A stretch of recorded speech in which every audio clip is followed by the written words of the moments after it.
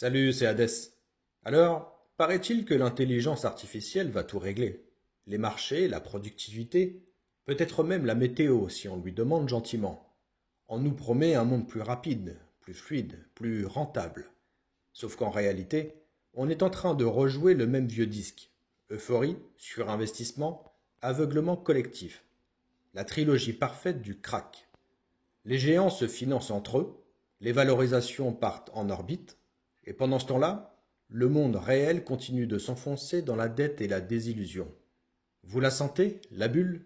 Celle qui brille plus fort juste avant d'exploser? Alors aujourd'hui, on va parler du retour du réel, de l'or, de l'argent et de tout ce que la finance essaie désespérément d'oublier. Si vous aimez comprendre avant que tout le monde panique, eh bien abonnez-vous, likez, commentez, car ici on ne prie pas devant les algorithmes. On pèse la vérité, une once à la fois. Allez, c'est parti. Le mirage doré de la Silicon Valley. L'an 2000 avait ses startups en carton, ces sites web qui brûlaient du cash plus vite qu'un cigare de trader à Manhattan. 25 ans plus tard, voici l'IA. Même fièvre, même promesse d'éternité numérique, mais cette fois-ci enveloppée de silicone et de calculs matriciels. Le Nasdaq tutoie les étoiles, 16 500 points, pendant que le monde réel s'enfonce dans la dette et la désillusion. Les ratios de valorisation, certes plus sages qu'à l'époque du dot-com, cachent un monstre plus concentré, plus dense. 7 géants, Alphabet, Amazon, Apple, Meta, Microsoft, Nvidia, Tesla, portent à eux seuls plus d'un tiers de la capitalisation du S&P 500. L'oligopole est total, la dépendance est systémique, le moindre éternuement de Nvidia pourrait provoquer une pneumonie mondiale.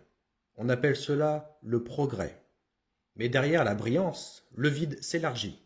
560 milliards de dollars injectés dans des projets IA dont 95% n'ont généré rien. Des infrastructures colossales, des data centers par milliers, comme autant de cathédrales dédiées à l'algorithme. Le capital se recycle en tracteurs, comme une boucle fermée sur elle-même. Microsoft finance OpenAI, qui investit chez AMD, que soutient Nvidia qui dépend de Microsoft.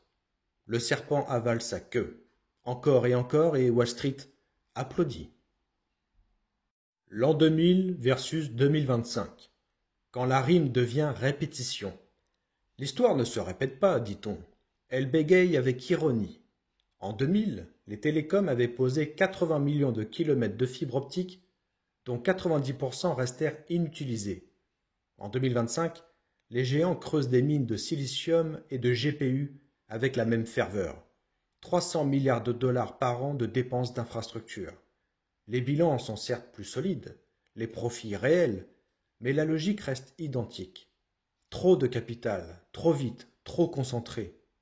Le ratio investissement sur revenu atteint 16 pour 1. À cette échelle, ce n'est plus de l'innovation, c'est une offrande sacrificielle à l'autel du futur. La différence, c'est l'ampleur. Les capitalisations ont été multipliées par 5 à 10 depuis 2000, alors que l'économie mondiale, elle, n'a fait que doubler. Nvidia seul vaut désormais l'équivalent du PIB de l'Allemagne. Et pourtant, les valorisations s'empilent sur des promesses. Intelligence artificielle générative, robotique cognitive, computing quantique. 3 chimères aussi lumineuses que spéculatives. Les ratios P sur S de 272 ou 1500 fois rappellent les excès de l'époque Cisco, cette géante du vide numérique. La bulle alors était une bulle d'espoir, celle-ci est une bulle de croyance. Et ce système est circulaire, une finance qui se mange elle-même. Ce que l'on appelait en 2000 synergie stratégique s'appelle aujourd'hui partenariat d'écosystème.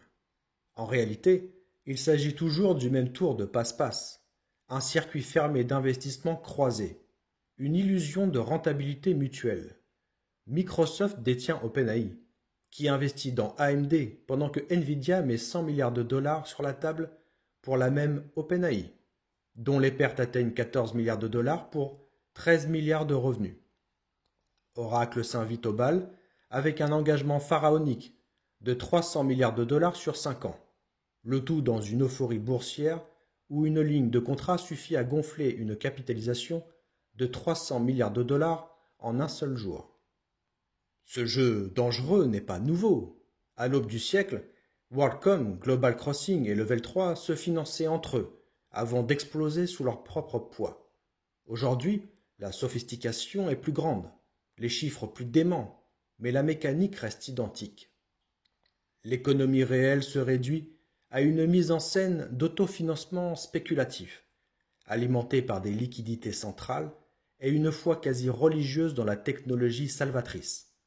Le marché adore les prophètes, à condition qu'ils brûlent du cash avec conviction.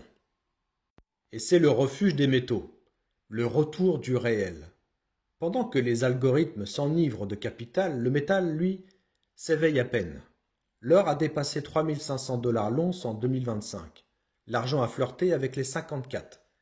Tandis que les serveurs engloutissent des mégawatts et des milliards, les banques centrales accumulent le métal à raison de 900 tonnes par an.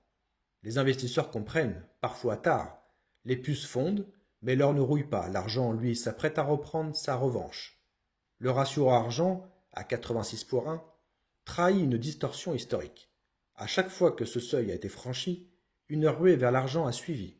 Les fondamentaux sont clairs.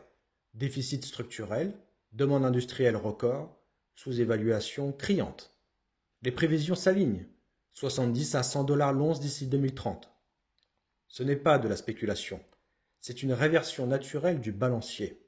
Quand la confiance s'effrite, l'or devient mémoire et l'argent devient justice. Les métaux précieux sont les derniers témoins tangibles d'un monde qui a oublié la valeur réelle. Dans un marché saturé d'illusions numériques, ils rappellent qu'il existe encore une gravité, une densité, une limite. Le cœur de la fin, la bulle et le temps. Nous sommes à la fin d'un cycle, celui de la croyance infinie dans la technologie comme moteur du salut économique. 2025, c'est la bulle dot-com réincarnée dans un corps de silicium. Les chiffres sont plus gros, les bilans plus lisses, les récits plus brillants. Mais la mécanique, elle, n'a pas changé. Euphorie, surinvestissement, concentration puis effondrement. Le scénario réaliste, une correction de 50 à 70% des valeurs IA dans les 24 à 36 mois à venir. Le scénario catastrophe, une nouvelle décennie perdue. Ce qui viendra ensuite sera une purification. La sélection naturelle des technologies réellement utiles, la chute des mirages et le retour à la matière. L'or et l'argent ne promettent rien, ils existent. Ce sont des actifs sans promesse, et c'est précisément leur vertu. Face au fantasme de l'immatériel, ils incarnent la résistance tranquille du réel. Alors, que faire? Eh bien, se préparer, sans panique, mais avec lucidité. Car l'histoire ne ment jamais, elle chuchote. Et ceux qui savent l'écouter entendent déjà le souffle du vent qui précède l'orage.